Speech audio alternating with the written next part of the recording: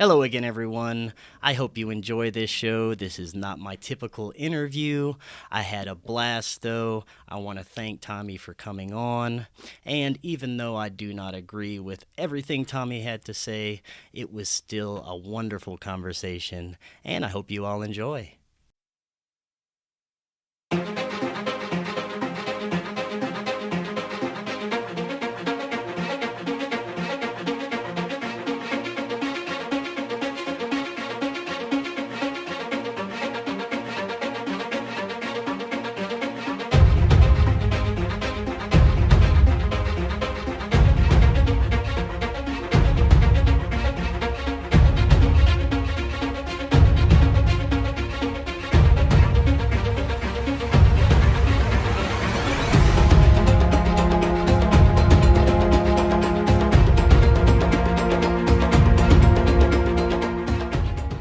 Welcome back to Forbidden Knowledge News. I'm your host, Chris Matthew.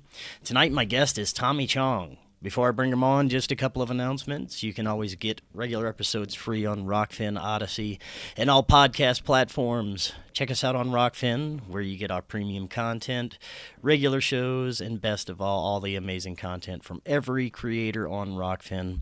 Check out our website, forbiddenknowledge.news. That's where you can find the Forbidden Knowledge Network. You can get all kinds of amazing podcasts that we're now featuring, some amazing creators on there. Also, follow us on Facebook. Those links are also in the description. You can follow us there to get show announcements and updates. And finally, check out our merch store. Get yourself some shirts, hoodies, stickers, and mugs, all kinds of awesome FKN gear. Tonight, I am honored to have Canadian activist, actor, comedian, director, musician, writer, and cannabis rights activist, Tommy Chong. Tommy, welcome. How are you doing? I'm doing great, man. I'm doing great. Yeah. If I was doing any better, I'd really feel guilty.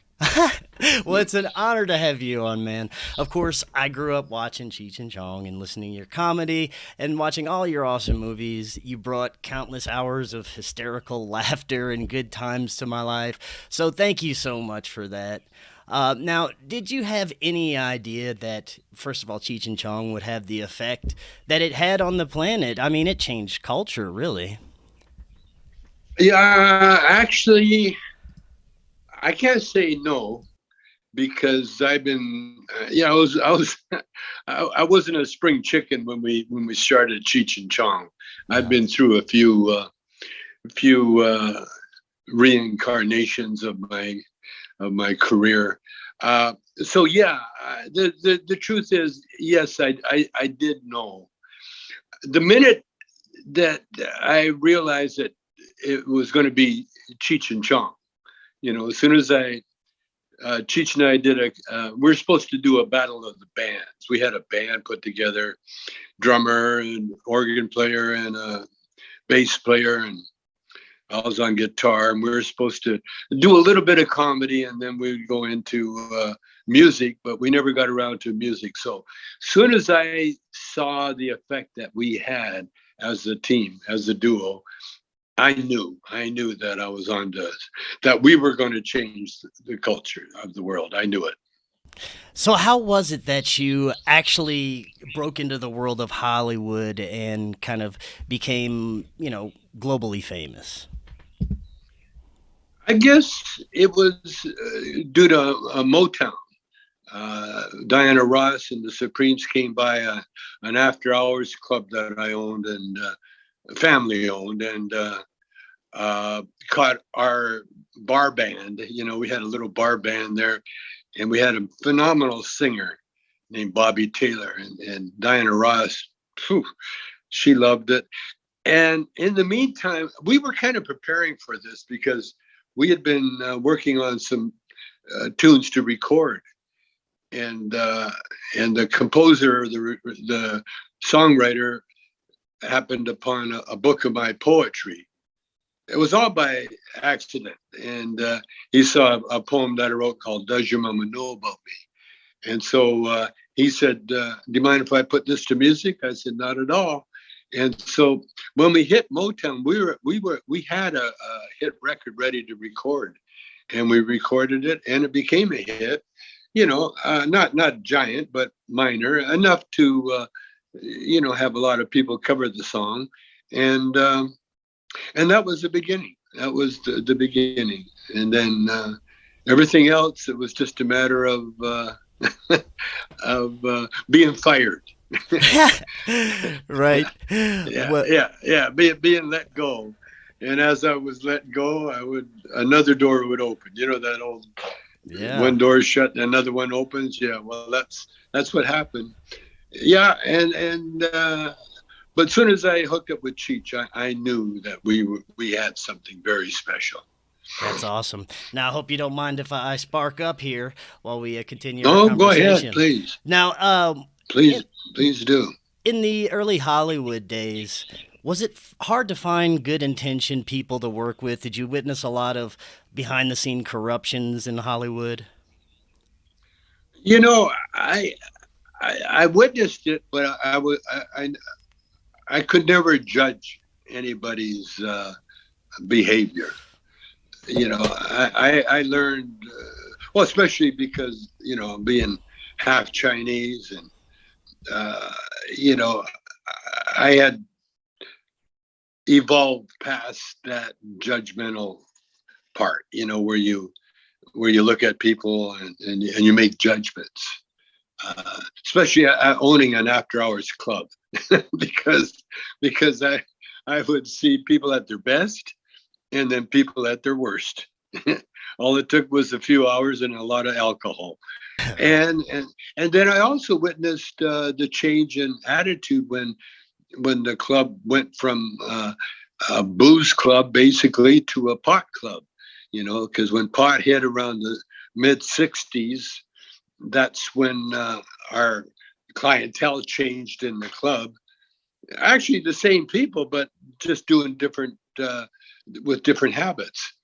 And then we ended up with a hippie club above us. And so I saw firsthand what the power of weed and the goodness of weed. Right. I saw the badness of the dangers of alcohol. And, that was in front of me every night. Right. But it really saved my ass was bodybuilding. I got an interest in bodybuilding when I was 15 years old. I actually started high school football. You know how they train you in the football. Right. I really loved the training. I liked the training better than I liked the playing, because you get hurt playing, and in training you're just improving yourself. So I that was a combination of being a blues musician and then a bodybuilder at the same time. It was a good mix. Yeah, that's really cool. Now, let's get a little conspiratorial. Now, there's many that believe that there's an aspect of Hollywood that if you want to get into a certain level or certain club, you may have to be involved in highly questionable activities. Now, is this something that you ever witnessed or, had to avoid whenever you were looking for roles or anything of that nature? Well, yeah, I've seen it. Absolutely, we saw it all along. It wasn't just movies; it was every career you can imagine, including waitressing. There's a price. There is a price tag on everything, and women, especially gorgeous women, could, instead of paying monetarily, they could do it with their looks or their bodies. So I saw that whole thing. Again, if you look at the substance that everybody was on, that made the difference. Yeah. The pills and the booze, and the cocaine. That's a one-way trip to hell. Would you attribute not getting involved highly with those substances and just sticking with mainly marijuana to, not getting involved with things of that nature? Well, again, my bodybuilding training stopped me. Mm-hmm. I try everything. like all bodybuilders, we'll try everything. But when you find something that's negative, that's the discipline. See, it's a discipline that you need in order to survive, not just Hollywood, but just to survive in the world at a period. You have to have discipline. There's a lot of things. And in my case, I think there's things happen so serendipity, that I knew that, I was on a special path. Right. And I still am. Yeah. Because when I started going astray, I would get little warning signs. And like right now, I'm watching biographies, and I watched a biography of Gordon Lightfoot. You know him? Yeah. He's a Canadian singer, and that's his life story. Really is the story of fame and fortune, and how you do it, how he did it. He did it with talent, and how he went through all the trials and tribulations, and he came out on top. But yeah, you're right. There is a segment of Hollywood that is degrading and debauchery, all that good stuff going on. Now, it seems, especially after 2020, that traditional Hollywood, a good portion of it, we won't see ever again. Maybe not. Going to the movies, having new big feature films and things of this nature. A lot of it's going to All streaming and online. I was going to ask, do you changed. think it'll ever go back to anything that we used to see? It never goes back. The world can't reverse itself. We keep turning and spinning and blasting through space. And not only that, but I think what happened is that we got involved with AI, artificial intelligence. And I think that's what's brought us so rapidly to where we are now. Because in my lifetime, television was invented, the cell phone was invented, computers was invented, electric cars was invented. That's just in my lifetime.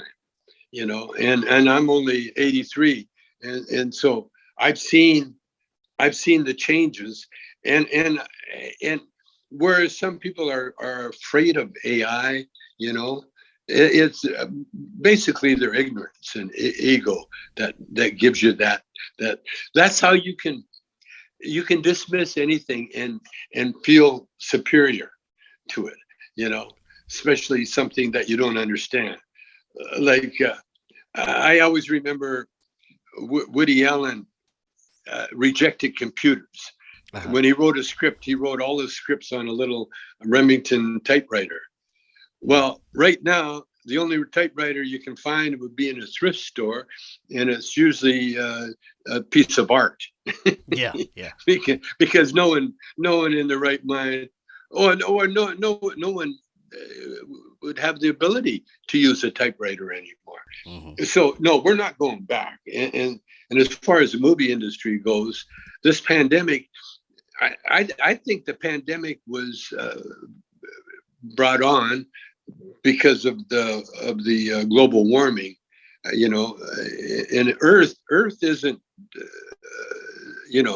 static. It's moving, and it's alive, and it's very aware of its existence. Mm-hmm. And anything to interfere with the evolution of mankind, it will always be stopped one way or another. And that's what we're seeing now. Now, you mentioned AI and its advancement. It seems, quite unstoppable, the developments that are occurring with AI. Do you see any dangers or any downfalls to it? I mean, a lot of social media has been controlled by AI algorithms, and there's some negativity that comes out of that. I don't know. What do you think? Well, of course, you can't have positive without negative. Yeah. See, it comes. They're twins. Duality. Yeah. And they actually they're not twins. They're the same. Only they're the result of a physical world that we live in.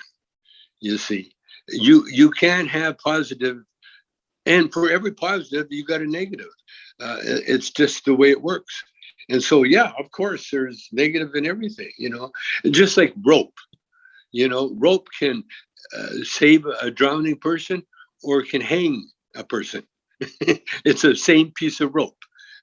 Right. It depends on how you use it. And so that's what we're coming down to realizing, that there's positive and there's negatives. And the more positive you are, the more joy and light that you will find, and the more negative you are, the opposite is true. Yeah. So yeah, AI, of course, for some people. Well, for a lot of people, you look at the electric car. The electric car isn't a revelation for everybody. It is for me, because I love I love not having to go to the gas station. I haven't been to a gas station for 2 years, or actually coming on 3 years. But then the guy that owns the gas station, he has a whole different attitude toward it. You see, so that's where we're at, and we will always be in the center, no matter where you go, what you do. Yeah. There's always someone above you, and there's always someone below you. Right.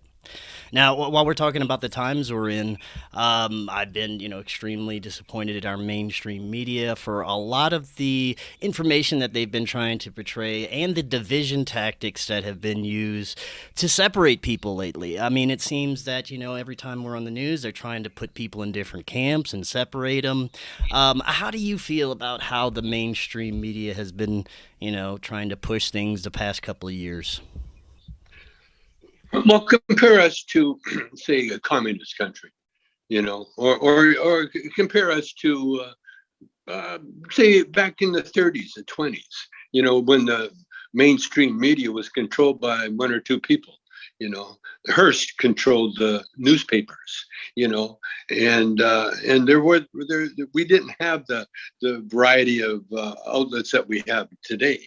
And so, thanks to Hearst and his lies and his propaganda, we ended up in wars. We ended up with marijuana being deemed dangerous and illegal, and people have died over the fact that that people believe that this was the devil's lettuce, as they called it. Yeah. And that was all thanks to lies. So if the mainstream media, as you call it, if they're interested in the truth, then of course that's what we need. But if they're just interested in pushing lies, like the communist country, they tell their mainstream media, this is what you got to say. Don't mention this. Don't do that.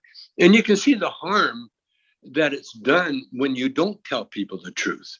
Like this pandemic, for instance, now you see people dying every day because people in the so-called mainstream media, like Fox News, and Facebook and Twitter, and them, they're allowing these lies to live on their sites, and it's affected millions of people, literally millions of people. You got people scared to death of a vaccination for no real reason, just based on lies, unfounded, unproven, barefaced lies.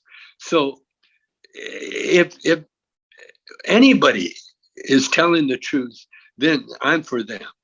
Anybody telling a lie, then I'm not for them. I will turn my back on those people. Right. Well, since you kind of bringing up the vaccines, I want to get your thoughts on the pharmaceutical industry. I have big problems with this, especially because they do not, they don't address nutrition. They don't do anything but try and put Band-Aids over the problem. They try and basically get customers for life with medications that won't fix anything. They won't cure anything, but actually most of them will make you sicker or kill you. This is being perpetrated by our medical industry and lots of, highly important people and doctors that perpetuate this whole industry. I want to get your thoughts on, the pharmaceutical industry today in general. Oh, absolutely. And there's evil people in every walk of life, every walk of life. Look at the Catholic Church, for instance. you know, if I mean, they've done tremendous good over the years, but they're riddled with evil priests that are pedophiles. Mm-hmm. So this is a a, a physical world that we live in, and we live in a world of up and down, left and right or wrong, good and bad. And so, especially like you're talking about the pharmaceuticals, yeah, there's some that are blatant. Oh, look at that OxyContin scandal. It's still going on as far as I'm concerned. There's still people, perpetuating the OxyContin opioid thing. Mm-hmm. But I want to tell you something about the opposite of that, which is folk medicine. Like that. That's some of the lies that they're talking about. Like for me, for instance, I found out I had prostate cancer. Mm-hmm. So I did the straight doctor thing, and it was my wanting to be, go straight and do the right thing. I went to the doctor. He told me, well, yeah, you got prostate cancer, but we'll take a biopsy to make sure. Well, I found out later that biopsies spread cancer. Mm-hmm. They don't help cancer. And so I did a biopsy, and next thing you know, I ended up with rectal cancer.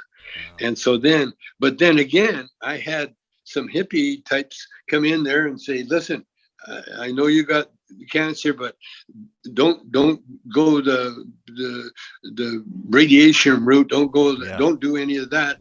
Just do marijuana, just do pot, and just do all these folk medicine things, and you'll be okay. Well, my son, thank God, he disagreed with all that.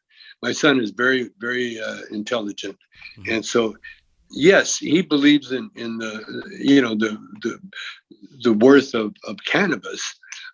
But when it comes to cancer, you got to go to the experts that have been dealing with this disease for years. And they've done studies and tests, and they've done everything they can. And they come up with these treatments. They're not pretty, but cancer isn't pretty. And so I went the straight route. I did chemo pills, I did radiation, and then I did the operation, and now I got a colostomy bag, but I'm alive, and everybody else that didn't do it, they're dead, they're gone, and so I look at everything from scratch. I don't take anybody's word for it unless they've been written up, unless they prove to themselves that they are worth listening to. And the doctor that I ended up with, by the way, I had a choice of doctors. Mm-hmm. One doctor, the first doctor, and the only reason I went to him was that a friend of mine sent me to it was like in the office below his office. And he said, well, let's go to him and just make sure you have this cancer. And so I did. And so when I went in for the examination, he kind of took it for granted that I was going to be his patient. And so he had planned this whole old-fashioned way of operating on my rectal cancer that I would have probably not made it. Mm-hmm. Because it was old-fashioned way of doing things, Whereas then when I was approached with that method, I said, all my friends, my doctor friends said no. And my son, they did the research. They found the number one cancer specialist for rectal cancer. I went to him. He did an operation with the computers, with the computers going in there, and boom, I'm cancer free. And then again, going back to the weed, when I was recovering, see, this is the recovery part. This is where cannabis comes in. Mm-hmm. Cannabis helped me recover. It helped because they put me on opioids right away. As soon as I got in the hospital, and I was pumped full of Oxycontin, which was very enjoyable, by the way. It was. Yeah. Oh yeah. I had a button there. I was pounding it like a drummer. Oh yeah. But that was the problem. I seen what it did. It made you feel normal, but sharper. And as a comedian, I was sharp as a tack. Man, I was funny. I was making everybody laugh. I was so aware. But that's a temporary thing. And when you get addicted, man, that goes away. And next thing you know, you're dead. Yeah. Because that's the way it is. Because you keep looking for that moment that you had in the beginning. And so,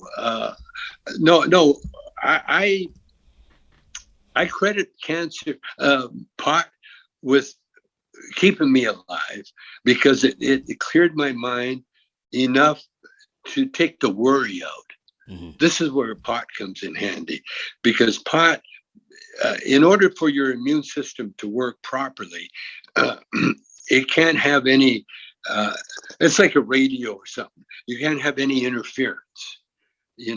Like a radio wave, once you get static or interference, and then you can't hear the message. And that's the way healing is in your immune system's that way. Your immune system, your body has to be perfectly at ease, at rest, no tension, because thoughts, the wrong thoughts will get you sick.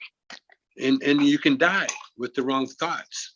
And so what cannabis does is puts the right thoughts or no thoughts in your head. Yeah. And as a result, your body just operates as if you're in a coma. And that's why they put people in comas, so the immune system can operate without problem. So that's the cannabis sharpens the mind. Mm-hmm. And that's why songwriters and fiction writers and conductors and all sorts of rappers, all sorts of people go to the cannabis to put them in the right state of mind. Mm-hmm. Yeah, I definitely feel that. I've used cannabis for years, and I agree 100%. Now, I want to get into the fun stuff. I want to get into some fun conspiracies and get your thoughts on it. The past few years, we've had a lot of talk about UFOs in the mainstream media. Ever since that 2017 New York Times article comes out, there's a big interest in it. There's government documents being released and mainstream media, talking about it and showing footage, and they're admitting, yeah, these things exist. We don't know what they are, but they exist. What do you think about UFOs? Do you have any thoughts, any experiences? Have you ever seen a UFO? Yeah, I have. I've experienced them in Trail, BC, and up in Canada one time. It hovered over where we were for a couple of nights. And then it disappeared. It's not a theory, but I kind of know what they are. Oh, really? Yeah. And the reason I know is because, like I said, this is a physical world that we live in, the universe. It's a physical universe, and we're all subject to the same laws in the physical universe. The spiritual universe is almost it's so simple, because there's nothing in the spiritual universe except love. That's the only thing that exists in the spiritual universe. In the physical universe, everything exists, and everything in the physical universe, there's a what you call in physics, for every action there's a reaction. Okay, so the UFOs that you're talking about, we've got them now. They're called drones. Because if you look at any intelligent civil country right now. We know now that we don't have to go to war physically. We can fight a war from California or Washington. We can send a drone, a missile, and they're all drones, by the way. Missiles, drones, spaceships. See, when those rich guys went to space, it was just an ego shot. That was all it is.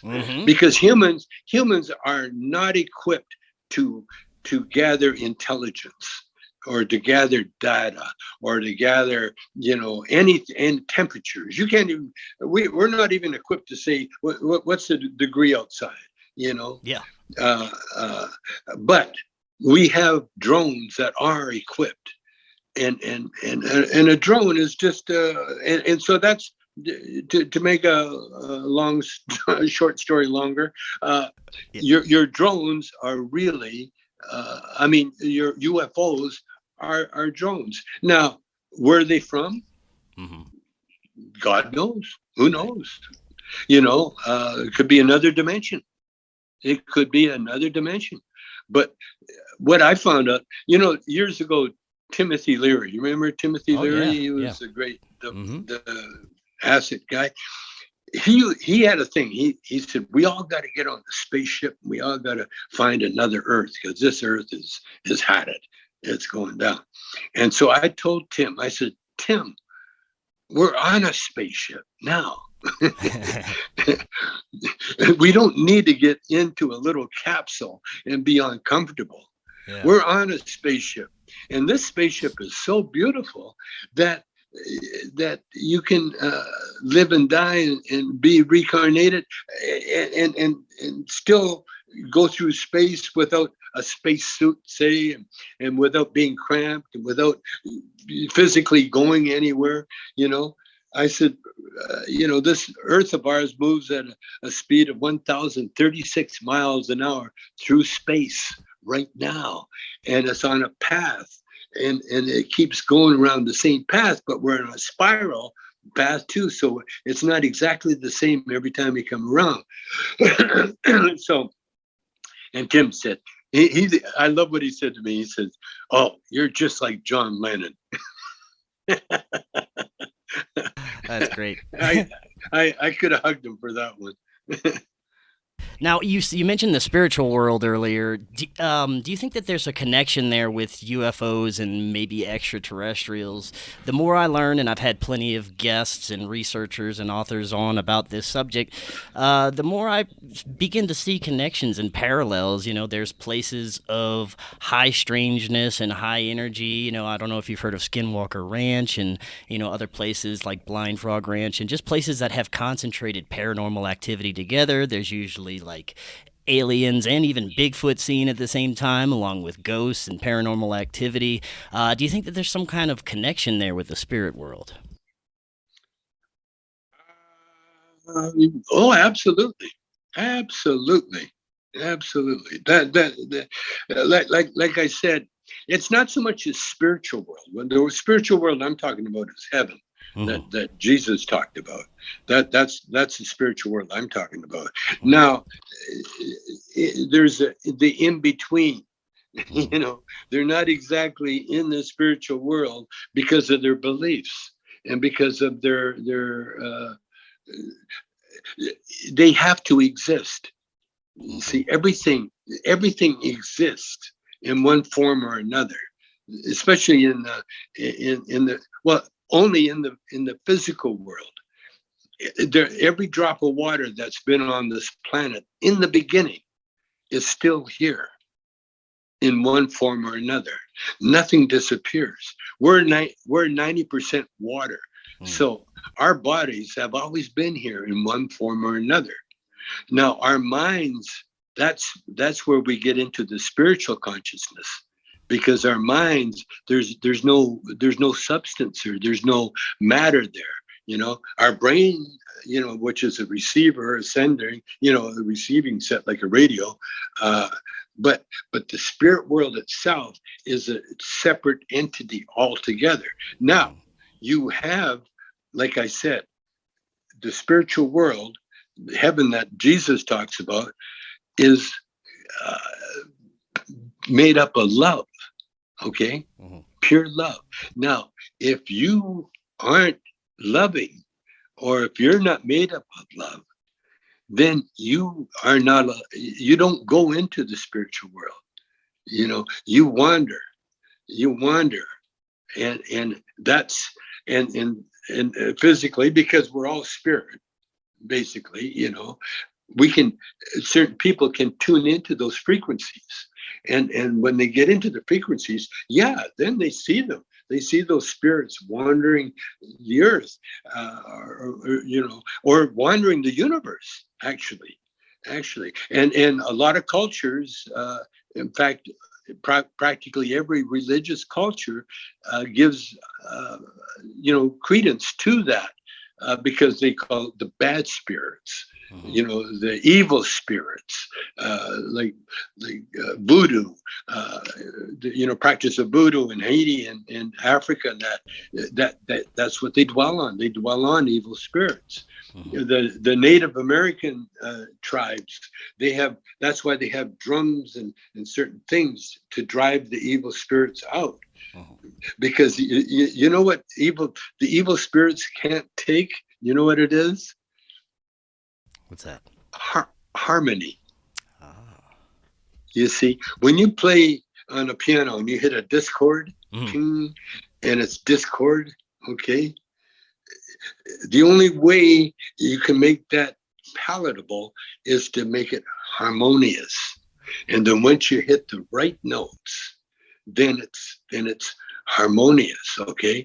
So you can consider the evil spirits the notes that aren't harmonious, And so what happens when you hit harmony, then the disharmony disappears.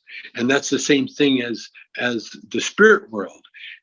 If you got evil spirits, then like the Catholic priests would come and exorcists, and just use a cross or some kind of a way of creating a harmonious tension. And then the minute the harmony comes into effect, that drowns out the evilness, where it dissipates the evilness. And that's the difference between good and bad. See, evil is, like you said about Hollywood, where you get guys giving out jobs for sexual favors. That's evil. That's evil. Right. That's terrible. But then if love comes involved in it, that disappears. See, and so yes, there are evil, bad. Yeah, there's equal, because even I just realized now, just when we're talking about it, that even in the spiritual world, there's a good and bad aspect of it all. And what it is, and I just realized, it's harmony and in harmony, or what do you call it? Discord. Yeah. It's harmony and discord. That's all it is. Yeah, that makes a lot of sense. Now, you also mentioned reincarnation. What are your thoughts on reincarnation? Do you think that there is an afterlife? Do you think that we are reincarnated? Do we choose to come here? Some people think we're trapped here. It's a prison planet. What do you think? Well, for some, it's all on the table. It's all on the table. If you can think it, then it's real, even if it's just in your mind. That's how we get great literature. That's how we get great anything, is because we get these thinkers that are able to conjure up the right formula. Because everything, you can compare everything to like cooking a good meal. So when you have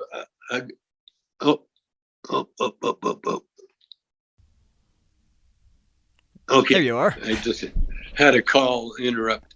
Like a good meal is a good example. You can have all like the early settlers in America, because America was new to them. They almost starved in the wintertime because they didn't know what to eat, what's good, what's bad. And the natives who grew up in America taught them. They said, oh, no, here, see this plant here? You can eat it. See this root here? You can eat it. See this one here? You don't want to touch it. It'll kill you. And this animal here? Oh, good, but be careful. And, it's everything is in the physical world. Everything is here for us. It's just a matter of knowing, being knowledgeable to it, and that's okay. So reincarnation is inevitable, because, like I said, every drop of water that's ever been here is still here, and so every human soul that was ever here in the beginning is still here, and multiplying, and because the universe is eternal and endless, there's never a problem of overcrowding, for instance, because you just change, it's just change. Liken it to Earth and what we're doing right now. We're in school. Uh-huh. We're in school as human beings. You and I, we're brothers, because we're here attending the University of Earth, and we're learning everything we can on Earth. Now, do we go to another? When we learned everything here, do we go to another one? I imagine we do. Uh-huh. I can't see why we wouldn't. Like I said, every drop of water that's been here in the beginning is still here. So what we are doing, and our job, by the way, is to be beholders, to do exactly what you're doing.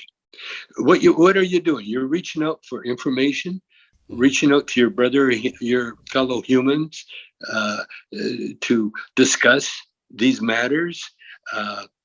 Now, by the way, most of us are not privy to this knowledge, because it's like you're in school. So say you're in grade 3 and you're learning the alphabet.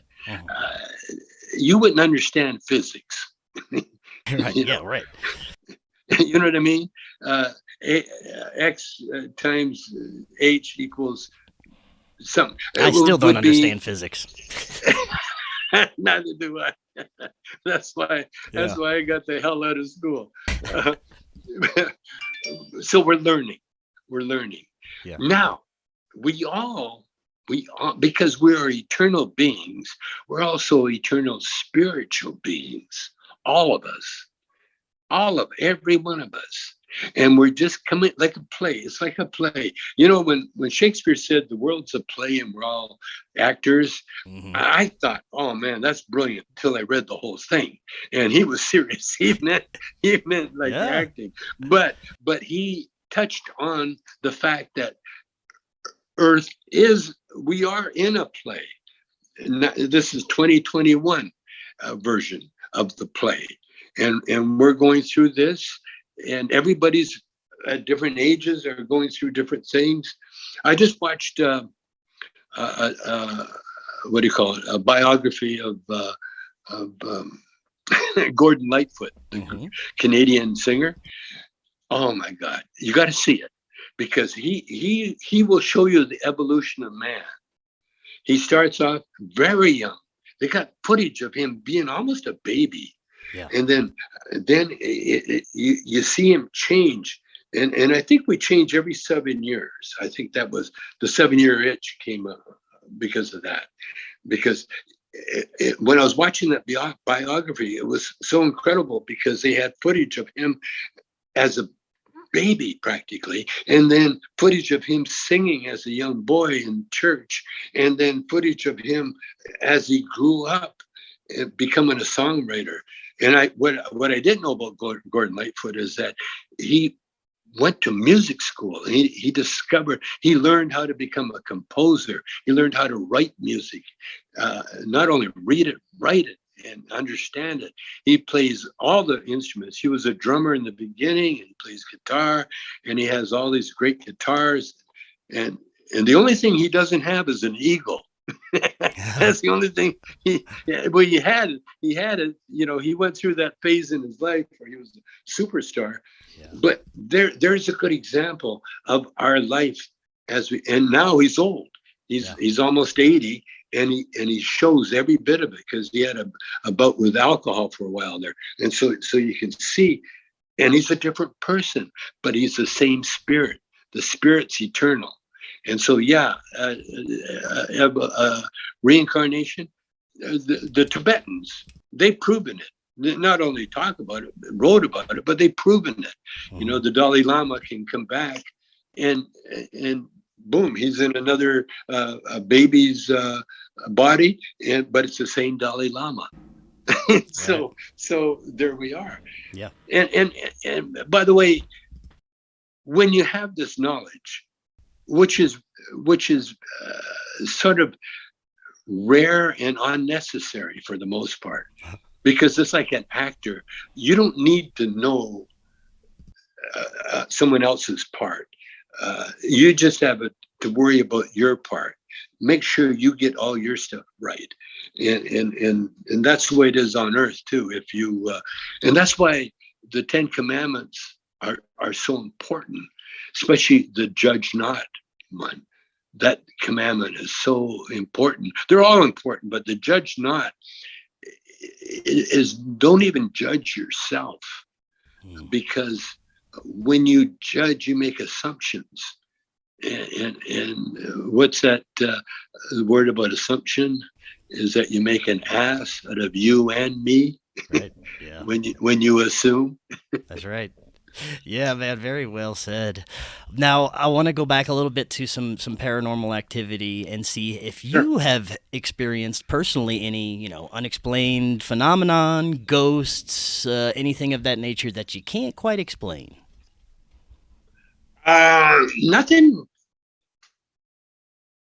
scary. I was very fortunate to be indoctrinated into the church, into the Christian belief system real early in my life. Mm-hmm. And it took, boom, it just took as solid as a rock. And therefore, the only spirits that I've had contact with are good spirits, excellent spirits. Mm-hmm. I've told this story before. I'll tell you, I guess I was, what was I, in my 40s? Yeah, I think I was just late 30s, 40s, something like that. I was in New York. Cheech and I had been doing records. We're pretty successful. We had a life, but I was going to the gym. But in the meantime, I had been reading some spiritual books, self-help books. Catherine Ponder, I think, was her name. I was reading her books, and they tell you, that if you think right, you will succeed. Ask and you shall receive, basically. Mm-hmm. And so I was walking. In my mind, I had read her book, and I was saying, I need something more. And that was my thing. I need something. I need more. I'm learning, but I need more. And so I was walking down to the gym. And next thing I know, I literally felt someone take my body and just turn me. I'm walking one way, and all of a sudden I felt I'm being turned. And then there's a doorway across the street, I believe. Yeah. And I walked across the street and into this door. I was being pushed. I was being led, not led, but literally pushed into the store. Yeah. And then I was led over to this book shelves, the books, and I felt something grab my arm and pushed my arm down, and I picked up the autobiography of Joel S. Goldsmith. He's on line, so if you want to check him out, check him out. Joel S. Goldsmith. And his books, he's got a ton of them. He was a spiritualist. And what he did, he never wrote anything.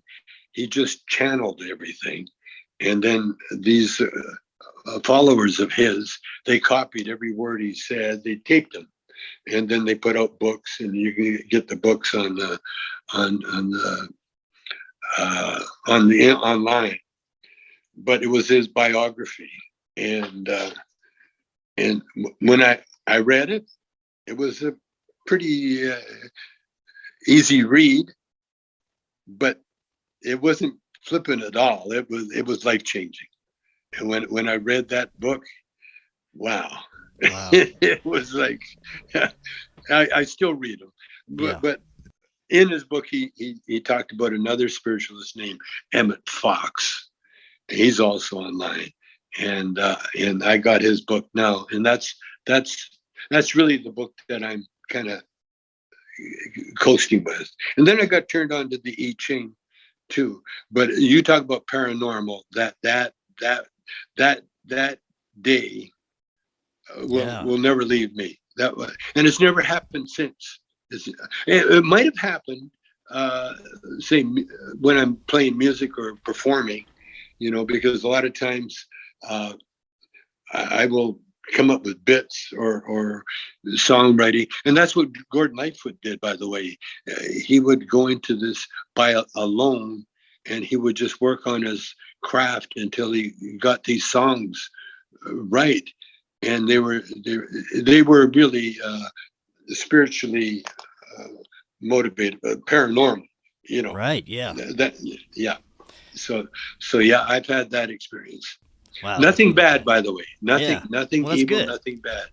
Because when I was a kid in Bible camp, they taught me the scriptures.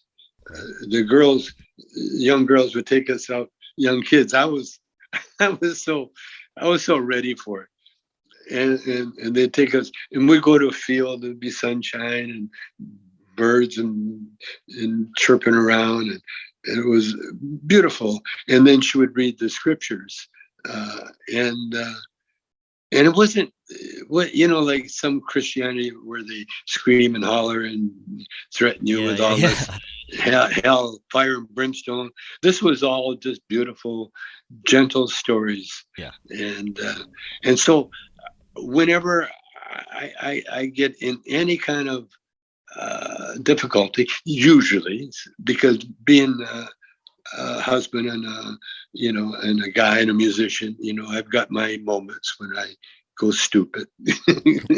But for the most part, I know how to conjure the good spirits. Oh, that's great. Now, for the last few minutes we have, I want to get your thoughts on the weed industry and where the wonderful world of weed is going. Do you see it being legalized across the board in the United States? Weed is like the electric car, Mm. There's going to be a lot of people that will drive their old gas cars until there's no more gas stations. There's people that'll believe that weed will make you crazy, or local weed, but the new generation, and especially the older ones, they find out that it helps them sleep. Yeah. And I sell my hemp products. This one's called Good Vibes, and I got another one called Nice Dreams. And they're selling like crazy. Yeah. And it's all weed infused, cannabis infused. Yeah, they've got a few of your products at the dispensary across the street here in Denver, so yeah. Oh yeah, Denver, yeah. Yeah. I just did a little shot. You put it under your tongue. And this will give you energy, and it also cleans up inflammation in your body too. But is it going to be legal? Yeah, absolutely. Right now, we're going through a political upheaval in the country, and when that gets cleared away, then you know what's I think you know what's really going to make it legal? I think the Bitcoin. Ah, Uh, yeah, because Bitcoin is going to change how we do business right. with the money. Because when you got a Bitcoin, you don't need the treasury. You don't need all this other stuff. See, again, that's AI. That's artificial intelligence that come Yeah. up with this great way. It's a bookkeeping plan, by the way. You Yeah. know, like like right now, you don't have to go into your bank. You can do everything on your phone.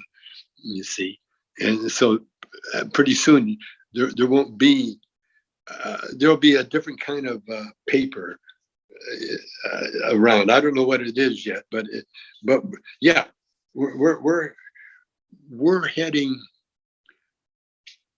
uh, faster than the speed of light to a new way. So we won't only be legal, but it'll be responsible for changing the building industry because the hemp product, it's going to change the plastic industry because the minute we get rid of oil, we're going to have plastic products and better products made out of hemp. Do you see the Hemp, pharmaceutical industry well, ever adopting more into this marijuana industry? I see the pharmaceutical industry actually disappearing, That like would be wonderful. gas cars, Yeah. because they sell poison. Yeah. And when enough people die, although you take like the vaccination, there are people that that refuse to get vaccinated, and there's going to be people that will deal with the pharmaceutical companies. But eventually, people will look at, say, drug addicts laying in the street with a needle in their arm, and realize that's really not a good way to live. Right. You know, they're the intelligent people. See, we got a great. None of us live forever. We're only here for a short time. Earth school is only for a couple of semesters, and then you either keep repeating until you learn, or you move on to the next challenge. But as long as we're here, I can see everything happening the way it's happening. And as far as the weed industry goes, it's not only going to be legal, it's going to be uh, like it is essential. Yeah. Our pandemic proved it. Yeah. Everything else got shut down. The pot shops are open. Tell me about that. Yeah, you're right. Yeah. Now, when I look back at the strength of marijuana, even back in the early '90s, whenever I first started smoking, it was a lot different. What do you think about how it's been enhanced and developed over the years? Well, calm down. Get off the ego trip, guys. You might think that you've improved the plant. I'm Uh talking to the pot growers and the science, the nerds, that think, oh, because they figure out a way to grow a plant without seeds, Yeah. that plant has, in the beginning of time, it hasn't changed. Nothing has changed. The only thing that's changed, it's like saying a cedar. Oh, you should have seen cedar years ago. Oh, but it was not like the cedar we grow today. Oh, It's all bullshit, man. Pot from India, pot from Afghanistan, pot from Thailand, Thai stick from Thailand. Sinsemilla or any kind of weed from Mexico. The only problem with Mexican weed was that a lot of it was male plants stuck in there. A lot of it was dirt. A lot of it was seeds, stems, anything to make a weight. And so if you yeah. manage to get a little bit of THC out of smoke and not a headache, a lot of times they ground up the leaves and they stuck it in there, and so that's your Cheech called it Joe Foss weed, Well, because I there's a got a guy lot of named that stuff growing up. Joe Foss. Yeah, because it was it was bogus. Yeah, Oregano. A yeah. lot of it was oregano. But if you get the real good, I had the real good weed back in the day. I had the real good hash. I witnessed a hash coma. Cheech ate a chunk of hash one time because he never had any way to smoke it. So yeah, I'll eat it. And so he ate it, and he got so whacked out that he forgot to order his meal Oh, wow. at a restaurant.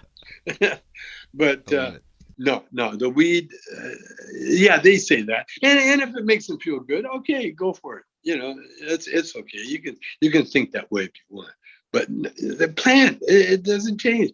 Is an oak tree, the oak any different today than it was back then? Yeah, right. I doubt it. Yeah. Oh, that's great. Man, Tommy, thank you so much for coming on today. This was fantastic. Before I let you go, is there anything interesting you have coming up that you'd like to talk to the audience about? Well, we've got a documentary that should be out. They were talking September, but now we're talking November. So I guess at the beginning of next year, we got a documentary, a Cheech and Chong documentary. Awesome. We got Cheech and Chong dispensaries that we were looking at opening dispensaries across the board, but then the pandemic kind of changed our plans because we got a delivery system now that's kicking ass. And like my CBD, all my CBD products, they're called hemp products now. We can't say CBD. We got to say hemp, hemp products. So I got hemp products, everything. And we're going around the world. I'll be doing a podcast from, I think, Scotland next. And so the weed culture is going right around the world. Cheech and Chong dispensaries and that. Look for that. Look for our product. What else? Look for the movie. I did the movie, and I got it'll be a surprise. But when it comes out, I'll come on your show and we'll talk about it. But right now, it's like. I've written a scenario where I can.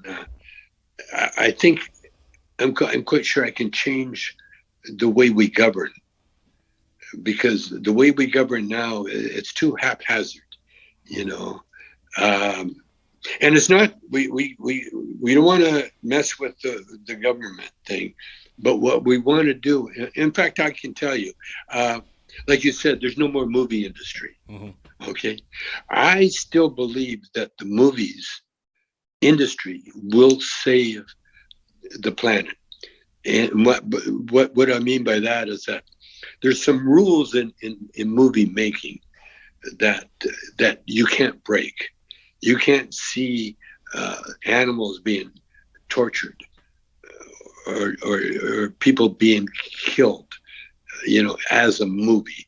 It can be fiction, it can be all sorts of things, but there's a rule, a morality rule that's across the whole board, but which isn't in our political system, by the way, and it's being misconstrued by, like you say, the mainstream media. Mm-hmm. Because again, they're all dealing with your imagination. Okay, so I want to form a movie company that produces movies that document what's going on, but we have the ability to show fictionally how it should end, how it should evolve too.